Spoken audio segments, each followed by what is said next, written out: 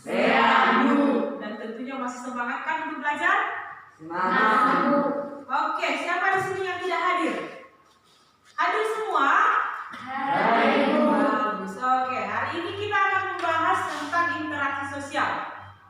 Nah, tapi sebelum kita mulai pelajaran kita awali dengan doa. Oke, siapa yang bisa memimpin doa? Oke, silahkan.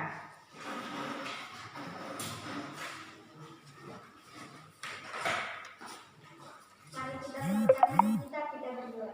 Allah Bapa yang bertata dalam kerajaan surga, segala berkat pertolongan-Mu ya Bapa, hingga pada saat ini kami masih dalam keadaan sehat walafiat. Bapa, sebentar lagi kami akan memulai pelajaran kami. Berilah kami ketertiban dan kecerdasan untuk menjawab soal-soal yang diberikan kepada kami. Tuhan, dosa kami yang banyak, hapuskan itu ya Bapa, supaya kami layak disebut sebagai anak-anak-Mu. Bapa, orang tua kami yang kami tinggalkan di rumah, berkatilah mereka yang kami setiap langkah mereka. Terima dan sempurnakanlah doa hidup kami ini hanya di dalam anak-Mu Tuhan Yesus Kristus. Kami berdoa dan mengucap syukur. Amin. Oke, nah, interaksi sosial. Kita adalah sebagai makhluk sosial. Kalau makhluk sosial adalah makhluk yang harus berhubungan dengan orang lain. Warna P, sosial. Kan? Kita tidak bisa hidup sendiri. Kita membutuhkan orang lain. Untuk apa? Untuk hidup. Baru? Oke, untuk apa berinteraksi? Tujuan interaksi itu apa? Untuk kita. Yang paling utama, untuk memenuhi kebutuhan kita sehari-hari. Oke, perhatikan video berikut. Dan perhatikan video berikut dengan amati dengan sebaik mungkin. Dan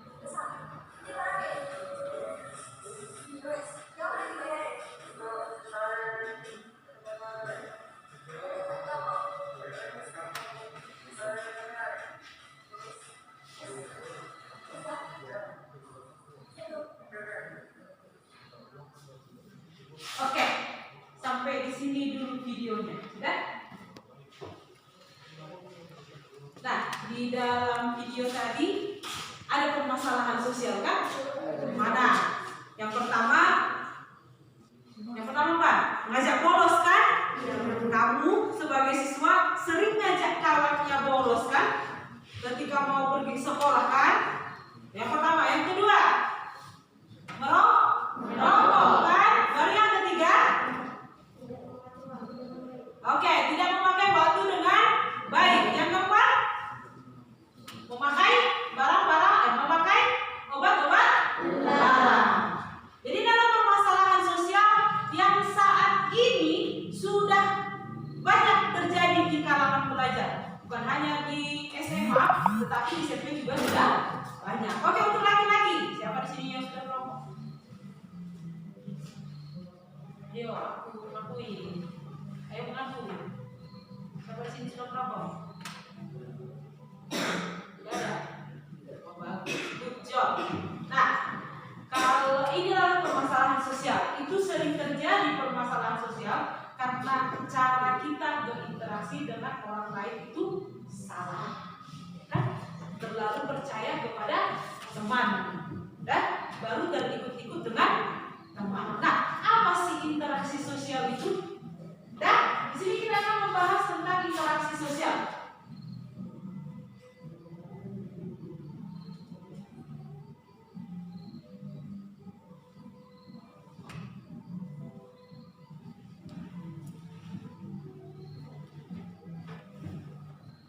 Masuk ke materi tentang interaksi sosial. Adapun yang menjadi tujuan pembelajaran kita mempelajari materi interaksi sosial ini adalah yang pertama, kamu dapat mengerti tentang apa yang dimaksud dengan interaksi sosial, apa pengertiannya. Baru yang kedua, kamu dapat mengidentifikasi apa-apa saja yang menjadi syarat dari interaksi sosial. Baru yang ketiga, kamu dapat menganalisis bentuk-bentuk interaksi sosial. Dan oke, kita mulai yang pertama, pengertian daripada interaksi sosial.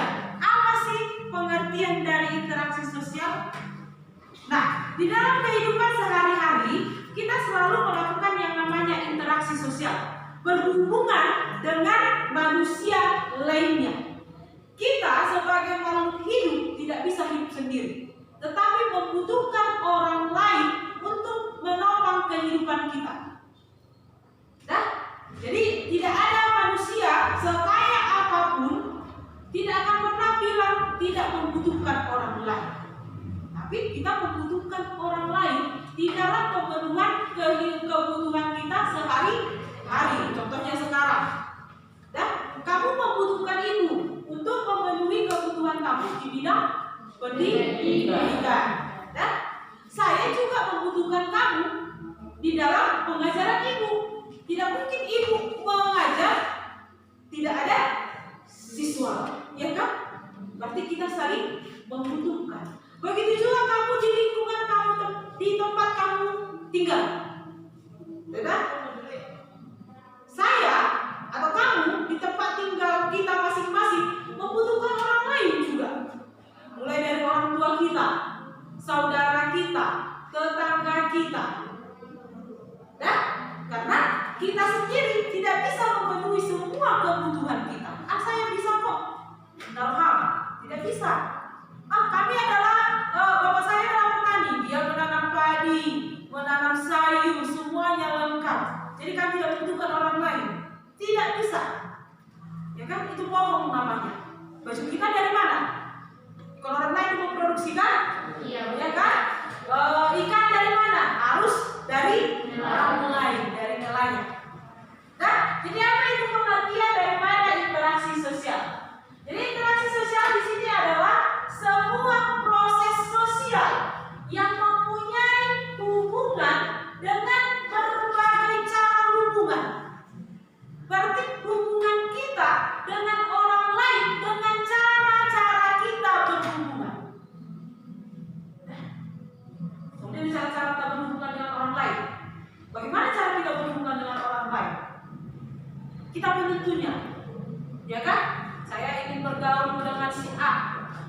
begini caranya. Saya ingin membeli ikan, berarti begini cara berhubungannya. Tawar dulu kan, berapa ikannya? 500.000 sekilo, kuranglah menjadi 1 juta. Waduh, itu adalah cara berhubungan. Sudah? Jadi interaksi sosial ini adalah hubungan kita antara kita sebagai individu dengan individu lain, kita dengan kelompok kita dengan kelompok lain. Itu adalah interaksi sosial. Nah, di dalam menjalankan interaksi sosial, kita itu punya syarat. Apa saja yang menjadi syarat interaksi sosial? Yang pertama adalah kontak sosial. Sudah? Apa itu kontak sosial? Kontak sosial berasal dari bahasa Latin, yaitu cum atau con, yang artinya bersama-sama. Tango artinya adalah menyentuh. Berarti kita harus terlebih dahulu mempunyai kontak dengan orang lain, maka terjadilah yang namanya interaksi. Kan seorang seperti ini, kamu dihubungi, kan dikontak surat kan? Besok datang ke kan? Datang. Karena ada kontak di antara kita, makanya kita sekarang bisa berinteraksi. Begitu juga dengan kamu dengan orang lain yang baru kenal. Dan yang baru kenal kita kontak dulu dia. Siapa namamu? Apa margamu? Dari mana asalmu? Ya kan? Lama-lama akan menjadi kompak atau erat. Sudah? Tidak ada manusia melakukan interaksi tanpa ada kontak sosial. Begitu juga dengan kalau kita pergi ke online atau ke pajak kan? Ada kontak kita dengan penjual, bagaimana caranya? Kita tanya barang yang kita sukai, berapa harganya? Ada kontak kan? Berarti pertama sekali di dalam melaksanakan interaksi sosial kita harus memiliki kontak sosial. Oke. Yang kedua, ada komunikasi. Setelah ada kontak sosial, sudah ada kontak sosial. Di antara kita sudah ada kontak sosial kan? Berarti sekarang kita sedang berkomunikasi. Begitu juga dengan orang yang baru kita kenal. Tadi kita sudah kontak dia. Kita tanya namanya siapa, marganya apa, asalnya dari mana. Lama-kelamaan kita akan berkomunikasi dengan dia kan? Ya kan? Oh, saya juga begini-begini. Kita menjadi cerita. Dan melakukan komunikasi. Jadi di dalam melakukan interaksi sosial, yang pertama sekali syarat yang harus kita penuhi adalah kontak sosial. Setelah terjadi kontak sosial, baru kita lanjut dengan interaksi sosial. Komunikasi. Oke. Nah, selanjutnya apa saja yang menjadi bentuk interaksi sosial? Dan yang pertama, interaksi sosial ini ada 2 bentuk. Yang pertama adalah bentuk asosiatif. Bentuk asosiatif ini adalah yang positif, yang tujuannya untuk menyatukan. Menyatukan. Yang mana saja kah itu? Yang pertama, kerjasama. Adakah bentuk kerjasama yang kamu ketahui di dalamnya untuk memecah belah? Tahu kan? Kerjasama yang kita bina adalah untuk melakukan kebaikan. Contohnya gotong royong. Ada hasilnya kan? Ada. Tapi sekarang ini kalau siswa-siswa seperti itu ya banyak melakukan kerjasama, tetapi ke arah yang negatif kan? Woi, Haikal, ayo kita nggak usah kita ke sekolah, kita kerjasama. Nanti gak kasih tahu kau ngapain. Aku pun jangan kasih tahu ngapain. Lama kita tuh kelipusan, kan?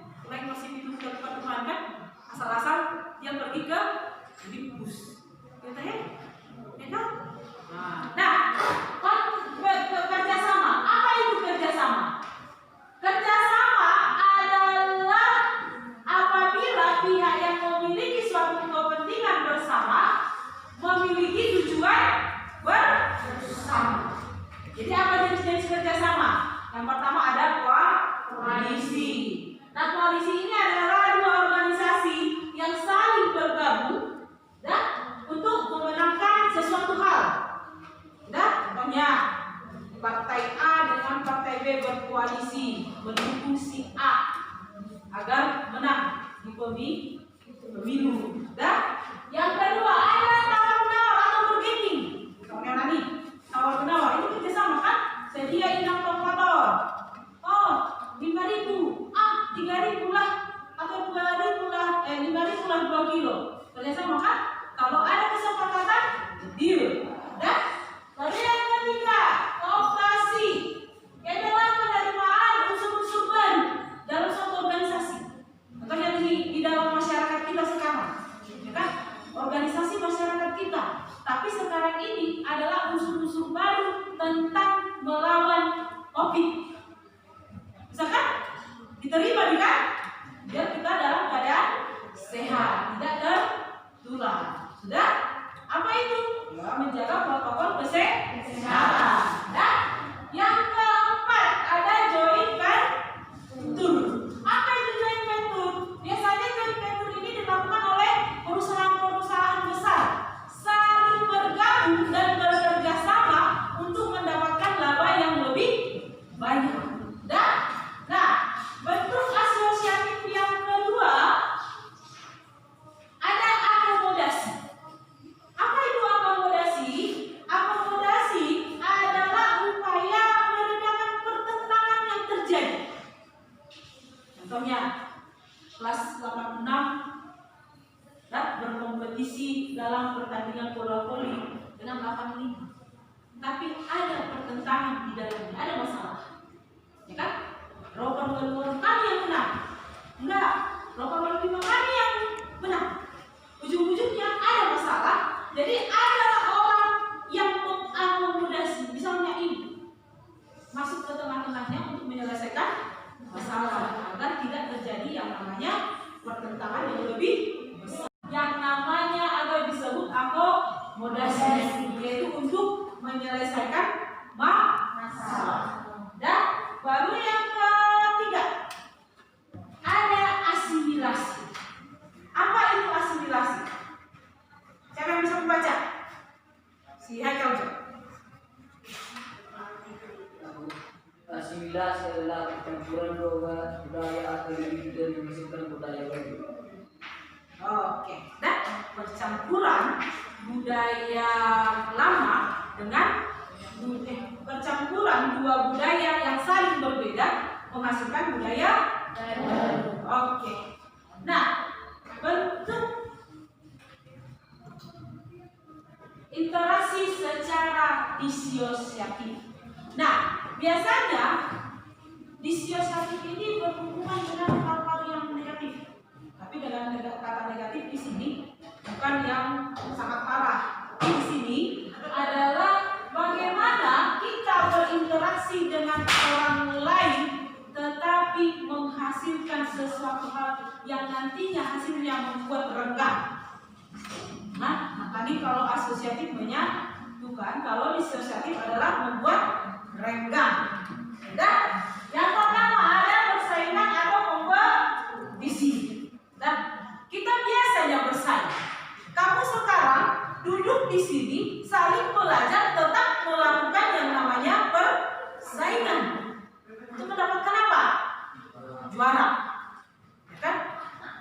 Atau siapa di sini tidak ada unsur persaingan di dalam dirinya?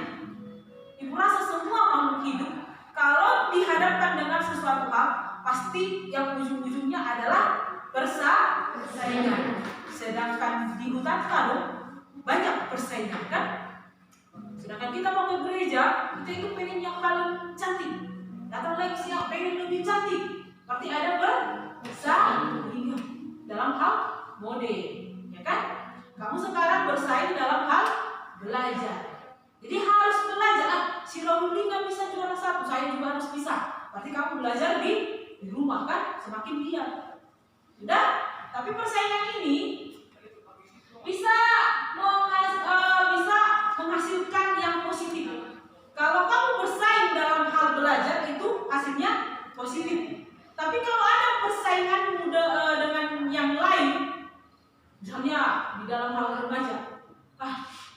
nih kan, si Haikali, si A, gini, kamu ceritakan sama kawan, merasa tersaingi saya.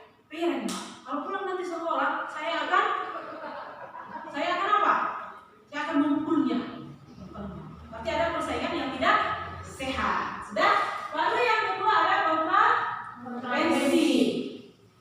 Kontravensi ini lebih tinggi dari persaingan, tapi belum mencapai yang namanya pertentangan. Nah, kalau kontravensi ini ada penolakan, dan ada penyangkalan, penghasutan dan pengkhianatan. Jadi kontravensi ini sering juga terjadi di dalam kehidupan kita sehari-hari, apalagi di dalam kelas. Bisa masih jam bolaan A sama si B karena dihasut oleh orang lain. Masih Haikal kan begini. Dia itu sebenarnya adalah penjahat, tapi dia menyamar sekolah kita ini. Ujung-ujungnya semua benci terhadap si Haikal karena dihasut oleh orang lain. Dan lalu contoh kontravensi. Dan baru pengkhianatan. Ini adalah kelas 86. Persainganmu ada dengan kelas 85. Ada yang berkata, kelas kami membuat begini loh biar menang. Kalian harus lebih lagi biar kalian yang menang, bukan kelas kami. Itu berkhianat kan? Berkhianat. Oke, yang ketiga ada pertentangan atau konflik. Kalau ini hal biasa konflik. Hal biasa dong? Tidak. Tapi pertentangan ini sudah lebih tinggi levelnya. Dan di mana konflik ini bisa terjadi dengan ancaman dan hasilnya bisa menjadi sebuah kekerasan. Konflik sekarang di negara kita ini banyak, kan? Konflik sekarang seperti yang kita lihat di berita-berita. Karena seseorang dan banyak fasilitas umum yang menjadi rusak. Karena apa? Karena mereka terlalu mendewakan seseorang ini dan melampiaskan kemarahannya terhadap negara ini dengan merusak fasilitas-fasilitas umum. Berarti itu adalah pertentangan atau konflik. Oke, sampai di sini tentang interaksi sosial. Ada masih yang belum dimengerti? Atau semuanya sudah dimengerti? Oke. Nah, sekarang perhatikan kertas yang ada di depanmu. Kamu kerjakan diskusi berikut bersama temanmu. Ibu kasih waktunya 7 menit. Dan kamu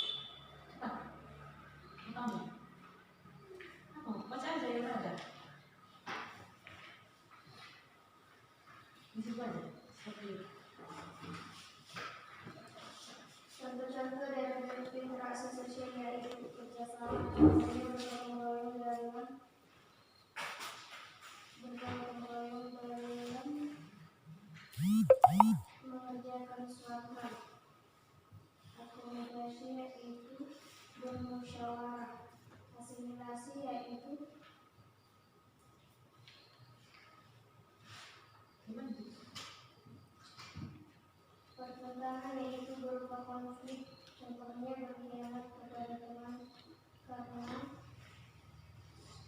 suatu hal. Oke, lanjut dari kelompok ini.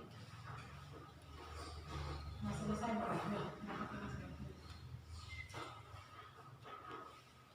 Ya, Bentuk interaksi yaitu satu, kerjasama seperti gotong royong untuk mendapatkan hasil yang lebih bagus. Dua, akomodasi, permusyawarah, kompetisi. Satu, persaingan dengan orang lain untuk mendapatkan hasil yang lebih bagus dari orang lain, seperti melakukan bermain bola dari kelas lain ke kelas lain.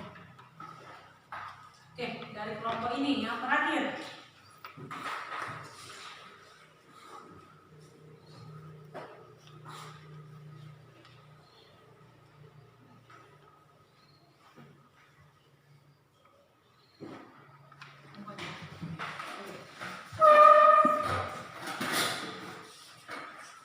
Contoh-contoh dari bentuk interaksi sosial. Bentuk interaksi, satu, kerjasama, contoh gotong royong membersihkan lingkungan sekolah. Dua, akomodasi, contoh bermusyawarah. Pertentangan, terjadinya konflik dengan hasutan. Oke, ya. Berarti semua sudah mengerti tentang interaksi sosial. Nah, siapa yang bisa menyimpulkan pelajaran kita hari ini? Siapa yang bisa? Oke, kita simpulkan bersama. Jadi, kita sebagai makhluk hidup yang dikatakan sebagai makhluk sosial harus memiliki hubungan dengan makhluk lain atau manusia lain di dalam memenuhi kebutuhan kita sehari-hari. Nah, di dalam interaksi ini yang sering kita lakukan, sering terjadi yang namanya konflik, sering terjadi yang namanya pertentangan, kompetisi. Tetapi di dalam kehidupan kita sehari-hari kita juga berinteraksi dengan melakukan yang asosiatif, yaitu sering kita bekerja sama.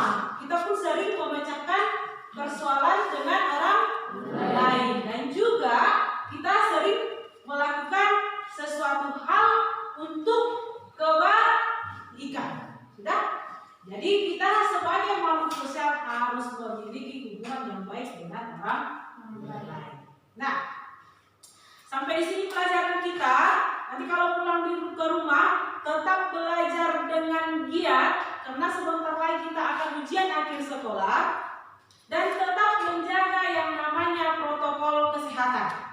Sampai di rumah nanti cuci tangan, maskernya gantungkan di luar, terus minum air hangat. Sudah? Mengerti? Nah, untuk tugas di rumah ibu bagikan yang namanya LKPD. Jadi kerjakan masing-masing di rumah. Untuk pertemuan selanjutnya nanti kita akan bahas. Sudah? Mengerti? Mengerti. Oke.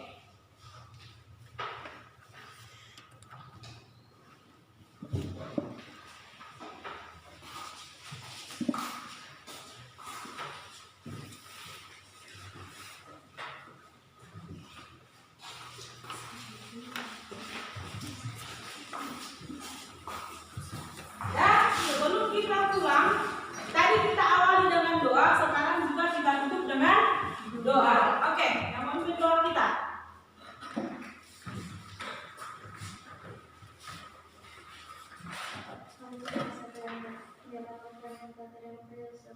Kemudian mengucap syukur Bapa atas berkat kasih pertolongan Bapa, kami yang berhasil. Ya Allah, kami telah selesai belajar. Perhatian Bapa, pelajaran kami ini bermanfaat ya Bapa. Sebentar lewat pulang, berkati kami jalan, jauhkan dari kami segala mara dan bahaya. Ya Bapa, dosa kami telah banyak, sehingga kami tidak tahu perbuatan kami hapuskannya.